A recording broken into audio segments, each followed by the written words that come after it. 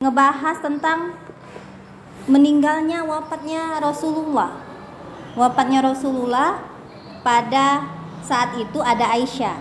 Nah, kita bahas itu Rasulullah itu wafat disepakati ulama pada usia 63 tahun pada bulan kelahiran beliau, bulan Rabiul Awal. Nah, pada saat itulah semua risalah, semua tugas yang dibebankan oleh Rasulullah itu sudah selesai. Tapi sebelum selesai itu, Rasulullah itu sudah memberikan gejala-gejala atau tanda-tanda bahwa beliau itu akan mengakhiri kehidupannya di dunia. Ketika kaum muslimin itu sudah berhasil menduduki Madinah pada peristiwa Ummul Qura, pada tahun 8 Hijriah. Setahun berikutnya, pada tahun 9 Hijriah, lalu datanglah kafilah-kafilah itu silih berganti hendak masuk Islam. Pada surat Al-Maidah ayat 3 itu itu adalah surat yang terakhir yang diturunkan oleh Allah melalui malaikat Jibril kepada Rasulullah. Suratnya berisi seperti ini: hari ini telah kusempurnakan untukmu agamamu dan telah kucukupkan nikmatku kepadamu dan telah kuridhoi Islam itu sebagai agamamu. Jadi surat Al-Maidah ayat 3 ini menyatakan bahwa semuanya itu sudah sempurna. Tidak ada lagi risalah yang akan turun setelah hari itu. Tapi isyarat-isyarat Rasulullah telah menyelesaikan risalah ini. Pada suatu hari Rasulullah menyampaikan pidato, lalu beliau berkata, sesungguhnya Allah telah memberikan pilihan kepada seorang hamba antara merasakan kenikmatan dunia atau mendapatkan apa yang ada di sisinya. Maka hamba itu memilih apa yang ada di sisi Allah. Setelah beliau berkata seperti itu, tiba-tiba Abu Bakar menangis. Lalu kami heran apa yang membuat Abu Bakar menangis. Padahal Rasulullah hanya menceritakan tentang seorang hamba yang diberi pilihan oleh Allah. Ternyata hamba yang diberi pilihan itu adalah Rasulullah sendiri. Kami sadar Abu Bakarlah orang yang paling mengerti dan paling tinggi ilmunya di antara kami. Jadi pada saat Rasulullah itu berpidato, ternyata hanya Abu Bakar sendiri yang kalau itu adalah tanda-tanda Rasulullah itu akan wafat. Iya. Manusia itu diberi pilihan, 2 pilihan.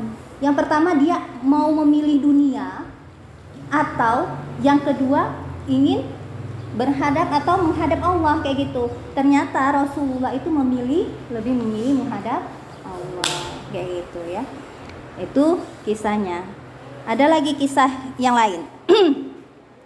Imam Ahmad meriwayatkan dari Mu'az bahwa ketika Rasulullah mengirimkan Mu'az ke Yaman untuk melakukan suatu tugas, maka Rasulullah itu melepaskan kepergian Mu'az. Lalu Rasulullah dibawa, kemudian Mu'az berada di atas tunggangannya.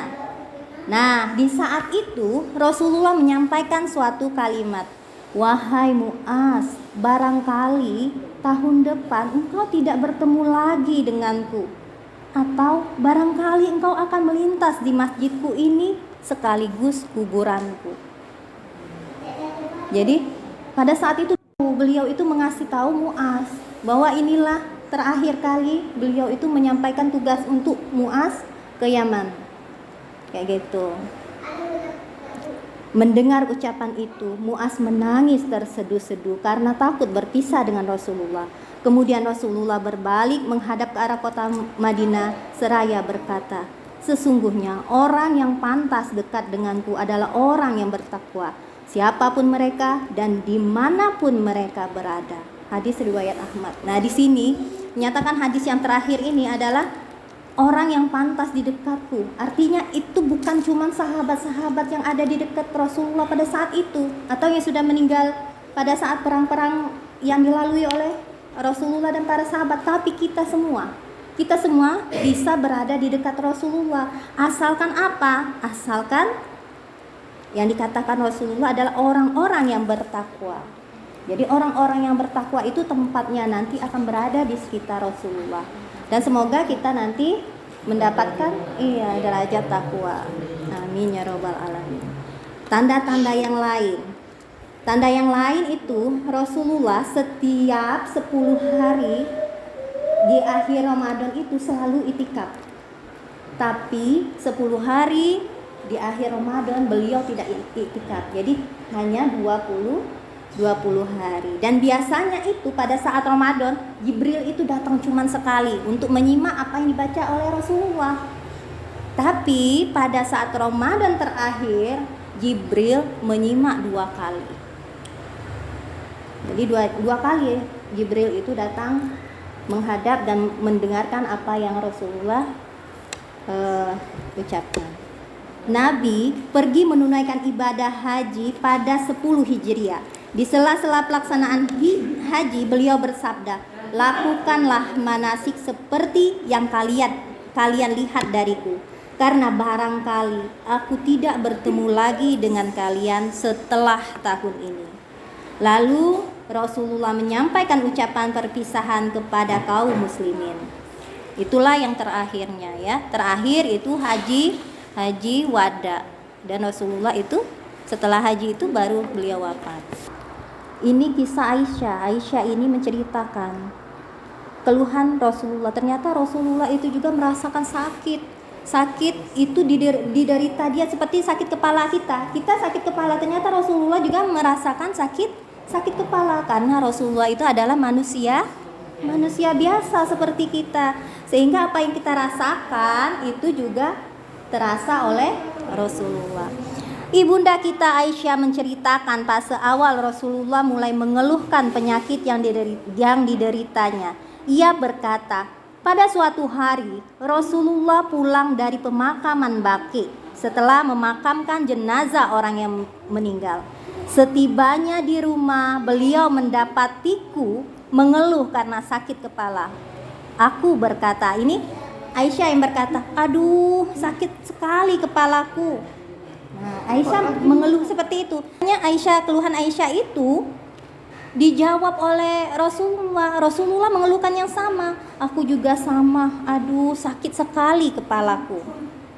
Kemudian beliau berkata, apa masalahnya jika engkau mati lebih dulu sebelum aku? Jadi Rasulullah berkata seperti itu, jika engkau mati lebih dulu daripada aku, karena aku akan memandikanmu, mengkafanimu, mensolatimu, kemudian menguburkanmu. Kata Rasulullah. Aku berkata, Aisyah yang berkata ini, demi Allah, rasanya jika engkau telah selesai mengerjakan semua itu, engkau akan pergi ke rumahku lalu bercumbu dengan salah seorang istrimu. Mendengar itu Rasulullah hanya tersenyum, lalu beliau mulai jatuh sakit dan berakhir dengan kewafatan. Jadi maksudnya kayak gini, Rasulullah itu berkata, bagaimana kalau Aisyah itu meninggal duluan, kayak gitu. Ternyata Aisyah menjawab apa? Kalau Rasulullah meninggal duluan, maka Rasulullah itu bisa ke istri-istrinya yang lain, kayak gitu kan?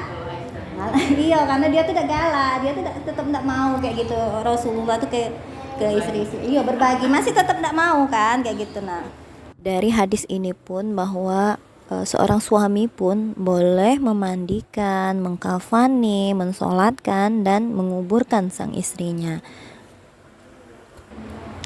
Kemudian Aisyah berkata, ketika masih sakit, Nabi menyuruhku mensodakohkan emas yang disimpan padaku. Ketika sadar, beliau bertanya, apakah engkau telah mengerjakan yang kusuruh? Aisyah menjawab, belum, aku lupa karena terlalu sibuk mengurusmu. Beliau berkata lagi, bawa emas itu kemari. Maka Aisyah membawanya ke hadapan Rasulullah dan jumlahnya sekitar 7 atau 9 dinar saja.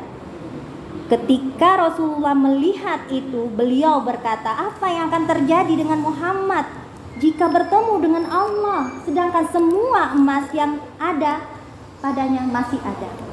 Apa artinya semua emas ini jika Muhammad telah bertemu dengan Allah sementara ia masih ada pada dirinya? Jadi Rasulullah itu mengkhawatirkan benda-benda yang ada di dirinya itu benda-benda yang ada di dirinya itu masih ada pada dirinya, kayak emas, padahal cuma 7 sampai 9 dinar, tidak banyak, tidak.